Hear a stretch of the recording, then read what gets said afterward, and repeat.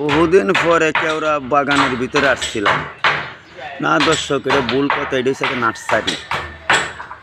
এই কত সুন্দর সুন্দর এই সান, এই যে গাছটা দেখতে পাচ্ছেন, যে গাছটা পরিষ্কারভাবে দেখা যাচ্ছে কিনা আমি জানি না। এই যে গাছটা, এইটা যার বাড়িতে থাকবে কোনো সময় সাপ আসবে না। আপনারা গাছটা ছিনে রাখেন। এইটা, এই যে গাছগুলো, এই যে কোনো সময় সাপ আসবে না। এই যে গাছটা, এই গাছটা দেখেন, যার বাড়িতে থাকবে কোনো সময় সাপ ভিড়বে না।